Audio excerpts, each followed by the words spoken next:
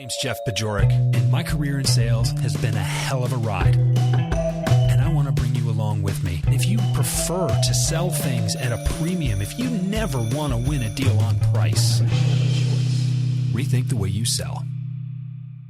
Welcome back to the Rethink the Way You Sell podcast. I'm your host, Jeff Bajorek. Thanks for being here.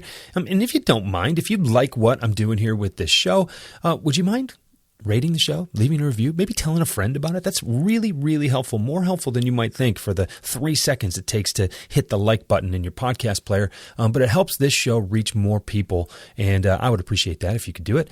Today, I want to play for you a conversation that I had recently with Andy Paul. And if you don't know Andy Paul, where have you been? He is one of the world's leading experts on sales and sales enablement. He is the host of the Sales Enablement podcast and recently released his third book. I believe it's his third book called Sell Without Selling Out. And that was kind of the premise of our conversation today because the book is relatively new. And he introduces a couple of concepts in that book that I think are worth paying attention to. And we talk about those concepts. The first one is really persuasion versus influence. Those are not the same thing. And he also introduces his 4 pillars that he calls of selling in, which is the opposite of selling out. Get it? Look, this was fun. We laughed. We made some really important points. We talked about some terrible sales training that Andy particularly has gotten in the past. And I think that sets the scene for really the ridiculous nature for where so many people in sales are coming from in the groundwork and the foundation of their education. So give this a listen. I think you're going to like it, and I'll talk to you again in a few minutes.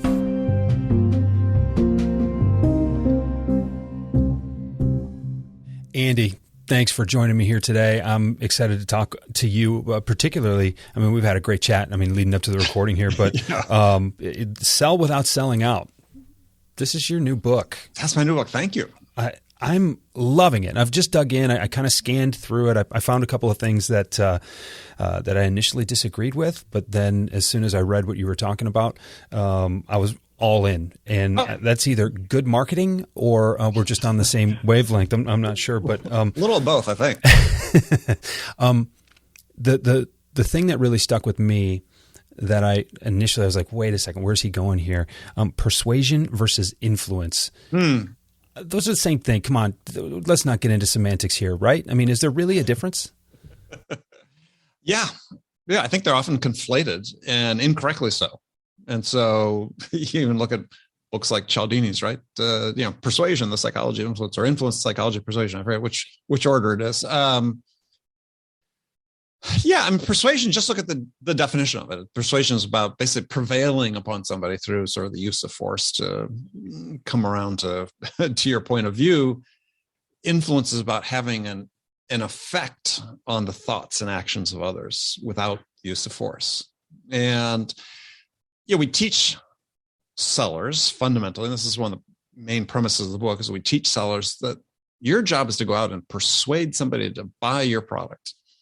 And I think that's what contributes to sort of this whole range of salesy behaviors I call selling out in the book, is that, oh my gosh, I have to go out and convince somebody, persuade somebody to buy my product. And I think selling is really about listening to your buyers, understanding what's really important and what's the most important thing to them, and then helping them get that. And so I take through steps in the book to how you reach that point of understanding. But along the way, what happens is the buyer makes the decision that you are worth their time and attention. So you're coming from a position of, I'm willing to help you achieve what's most important to you. Then they open the door to your influence, right? They're saying, okay, I'm prepared to hear what you have to say about the trade-offs we might make or the choices we might make. Whereas if you come at me just to sort of this hammer of persuasion, buy, as I cite in the book, Jonah Berger wrote this book called The Catalyst, that says that human beings, we have a universal resistance to being persuaded. So thus it makes all the sense in the world, somewhat sarcastically here to say, is that we train sellers that go out and try to persuade people because, of course, they resist it. Now, is it as simple it feels like the crass way of saying this is make it their idea, right? Like you can get them to do whatever you want, just make it their idea. And I've never totally bought into that. No, I don't think that's no. I think it's collaboration though. Selling is what I wrote back in my first book. It's not something you do to someone. It's selling is something you do with the buyer, not to the buyer. And so I describe in the book is what I call these 4 pillars of selling in. It's the opposite of selling out. Is the ultimate goal is you're working with the buyer to create what I call a vision of success. What will success look like in terms of having solved certain challenges and achieved your desired outcomes? What will that look like for the buyer? Because, people don't purchase, I believe, people don't purchase products and services. They purchase the vision of what it'll be like to use those products and services, what the outcomes are they achieve with it. And so you're going to work with the buyer to create that vision, co-create that vision of success. So, I think the idea of, make it their idea. Sure. I mean, if you can, through this process of co-creation, they feel a sense of ownership in the solution. That's great. You want that. But again, that's a bigger concept. And that's what I love about where you're going with this. And, this season on the show, we're talking about top performers and what they do differently. And I think top performers see a bigger picture. It's not something so simple as, just make it their idea, because that's manipulative. At its core, that's manipulative. But when it's like, but the prospect, the future customer, has to feel like, one, like they're being heard and understood, and that it's headed in the direction that they would like to go. But the more they have an active role in the process, in a way that's skin in the game, but it's also, you're going to have a better outcome because of their involvement in the process. It truly becomes collaborative at that point. It's not as simple as, well, here are my talk tracks. Here are the things I'm going to say. Here are the questions I'm going to ask. When I inevitably get one of these 4 objections, I'm going to tackle them this way, right? Like I'm going to overcome them. Right. Yeah. And and it's even, Chris Voss wrote a great book about negotiating, but from a sales standpoint, I never really loved that book because it just felt adversarial. Like, I sort of agree. Yeah. And the tactics that are there are great, but why are we in a position where we have to lean on tactics to get where we want to go, right? Right. Well, words matter, right? Yeah. So if we're training people that your job is to overcome an objection, it's like you're setting it up as adversarial right from the get-go, right? As opposed to, what is an objection? Well, it's a question. The objection's a question. Customer doesn't understand something. So find out what the question is. Then you can answer it. That's much easier than saying, I tell a story about my first sales training class, and I talk about this in the book as well, is we're watching these videos of this sort of slick hair guy, came across sort of like a old TV revival preacher and so on. And what they were teaching us is the way to handle objections is say, well, just suppose that wasn't an issue. Right? Okay. I'd love to buy your product, but I need to have it in black, right? No, I'm sorry, we don't make it in black. No, I really need it black. Well, just suppose we had it in black. Would you buy it? It's like, oh my God. It's like, let's just bulldoze right through that objection because we don't give a shit what you think. It's buy my product. I'm going to persuade you. And it's, we're not substantially better today in the way we train sellers.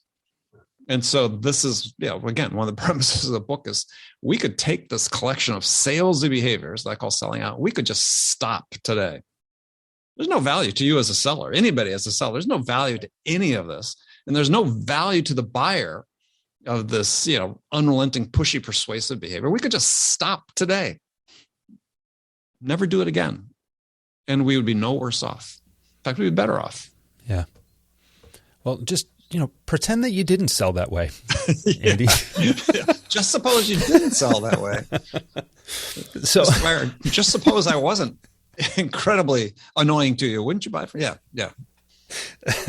Let's talk a little bit about these 4 pillars. You have connection, curiosity, understanding, and generosity. And those sound to me like creating an environment to buy versus just going through this persuasive set of tactics. How did you arrive at these? And maybe you want to explain them just a little bit for the audience right now. Don't give the whole book away. We want you to go buy the book. We want you to go buy the book. Well, a lot of it comes from my experience, right? Not only of me personally, but also working with many, many sellers over the years, is that the problem with the selling out behaviors I talk about, those are learned behaviors, right? No one pops out of the womb persuasive. Whereas the desire to connect with another human being, that we're wired to want to do that. That's an innate human behavior. Curiosity is an innate human behavior. We use our curiosity to navigate the world around us, right? Things we're unfamiliar with. Understanding, part of that navigation, but also it's our empathy for other people, understanding other people and how we can help them. We're wired to give.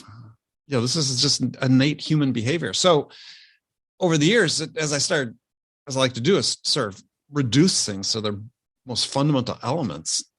I found that success that I had and success that other people are having on a consistent basis in sales was just based on these 4 human behaviors. I got to build a rapport with you, connect with you, build some credibility and trust.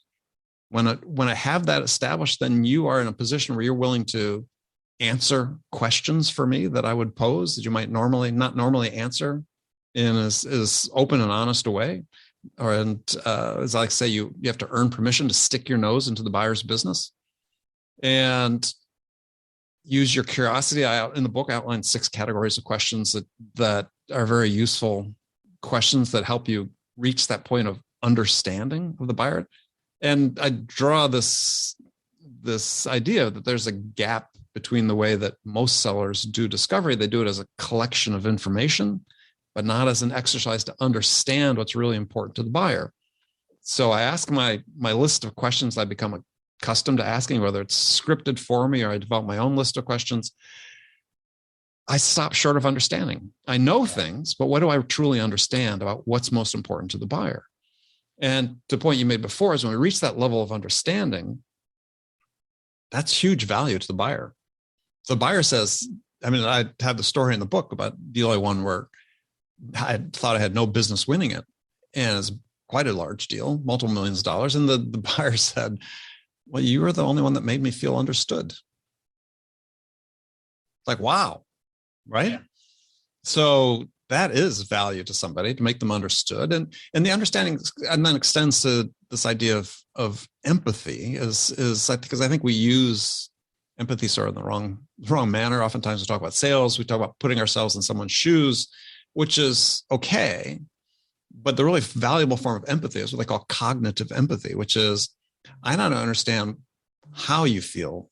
I understand why you feel the way you do. And when I take it to the level of understanding why you feel the way you do, then I can present a solution, right? If I just know you feel a certain way, I can't really help you because I don't know what the root cause is in the context. Well, I understand why you feel the way they do, then I can help you. And so then moves the 4th pillar is generosity is how do I give? How do I give in an intentional way to be able to enable the buyer to achieve what's most important to them?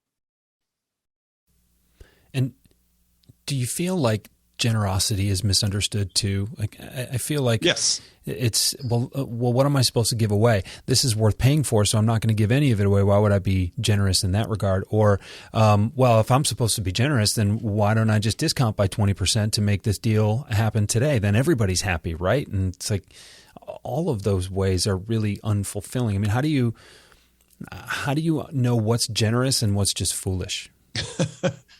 Well, I built on some work Adam Grant talks about in his book, Give and Take, about, defines these really 4 distinct personality types or archetypes, if you will. There's givers, takers, and matchers.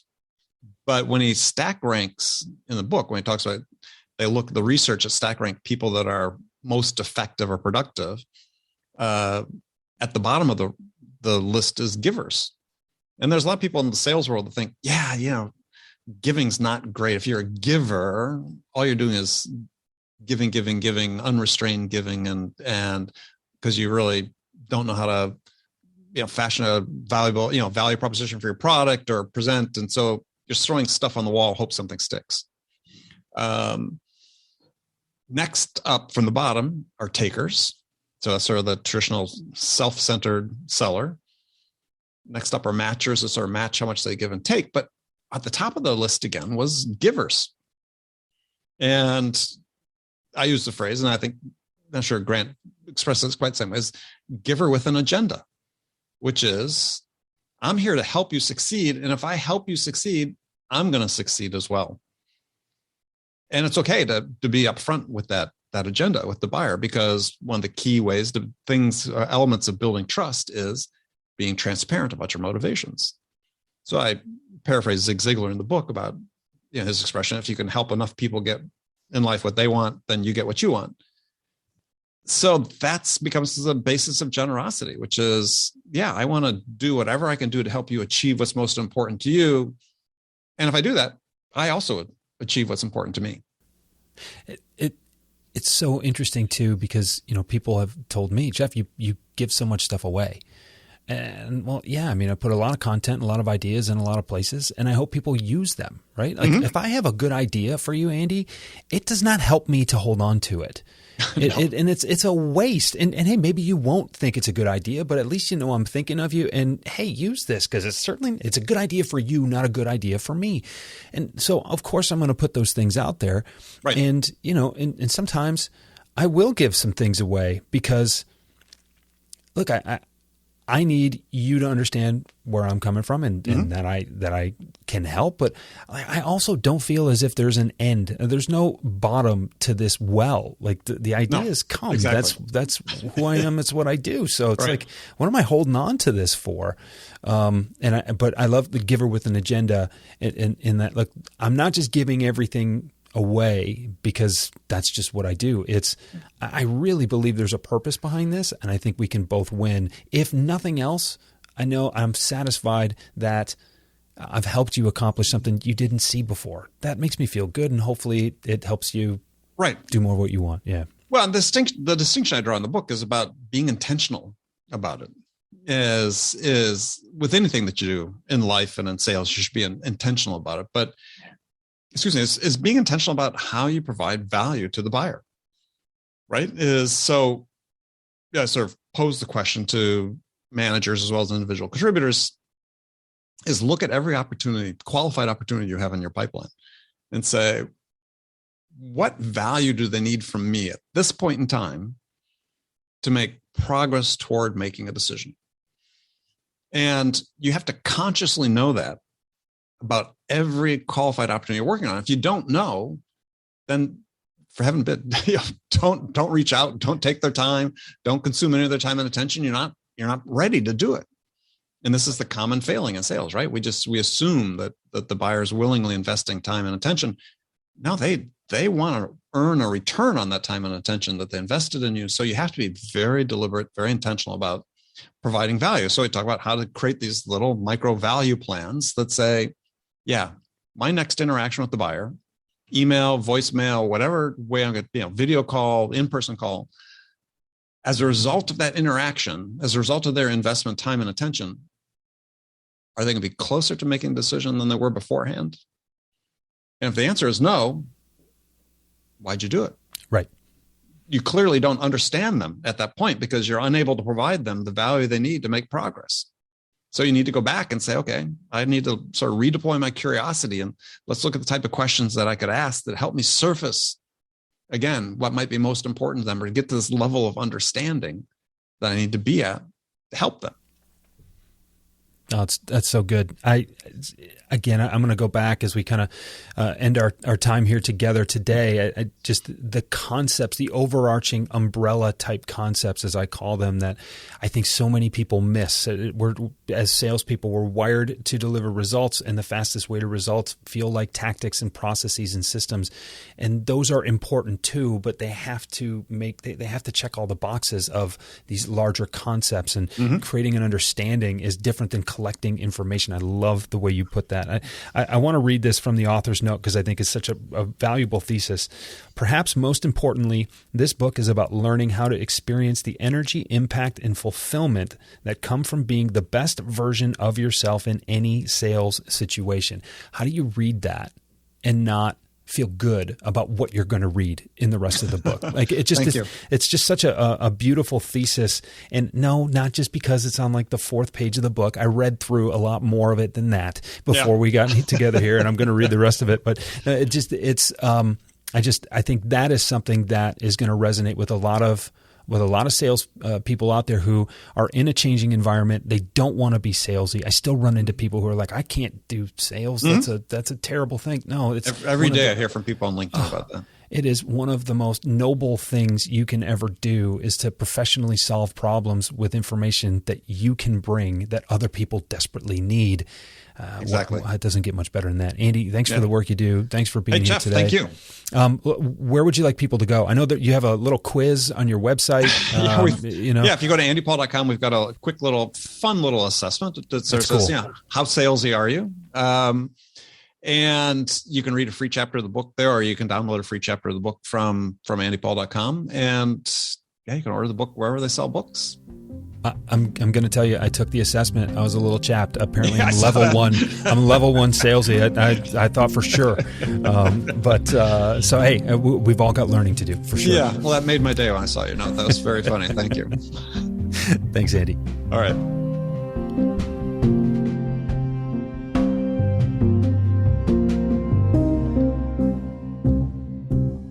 So, what do you think? That was fun, right? I love having conversations with people like Andy, because you can really dive deep into concepts and pick things apart.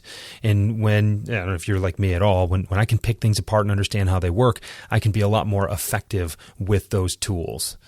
So that's really what I'm hoping to do with this show, and certainly what I hope I've done for you with this conversation. I'd like to thank Andy Paul for being here today. You can find him at andypaul.com or on LinkedIn, and really go check out that book. If you go to andypaul.com, he's got a little quiz there for you to take, and you can kind of judge yourself on how much you sell out versus how much you sell in. And it's really a fun way to get exposed to the concepts in the book, and I urge you to do that. I also want to thank you. Thanks for listening. Look, there are a lot of podcasts out there, and only so many of them are sales-related podcasts, and that list is growing seemingly by the day. So I really appreciate you spending this time with me, and I look forward to sharing this time with you again very soon.